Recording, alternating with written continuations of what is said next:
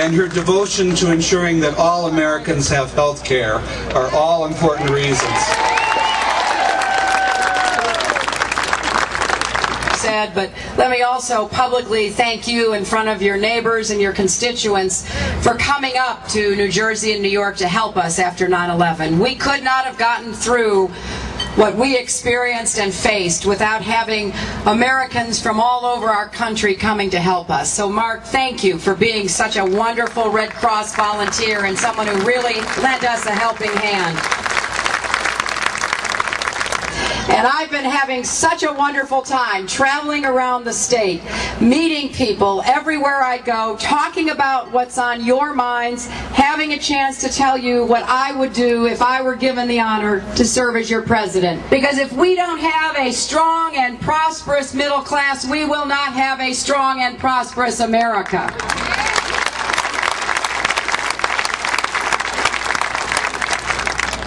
And I talked about all of the ways as your president that I will begin to rebuild a strong middle class.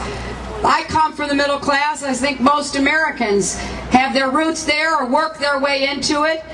And I am so grateful that I had a family that supported me and worked hard and believed in individual responsibility. And that's what I've tried to do. But as I travel around not just Iowa but across America, I see so many people who don't feel like they're getting ahead anymore. They're working as hard as they can. That didn't used to be the case in America. You know, you felt like if you did your part, you would get rewarded, and you certainly would make life better for your children. You know, we stopped at a maid ride on the way here.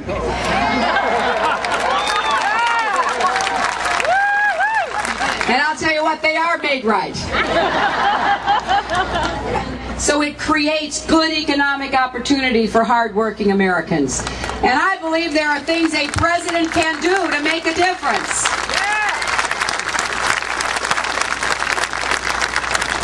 You know, they've never met a tax cut for a millionaire they didn't want to give out. They never met a special interest tax break for the oil companies and a lot of their other allies. But when it comes to working to give middle-class Americans a better shot, they're missing, aren't they? And we just saw that again.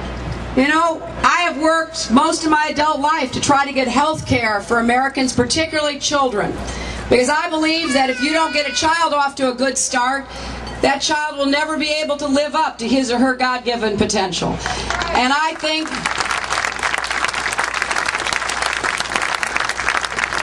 for every single American. Are you ready to have a president and a vice president who respect the Constitution and the laws of the United States of America? Are you ready to begin to end our dependence on foreign oil and move toward energy security and independence? Are you ready to end the war in Iraq and bring our troops home?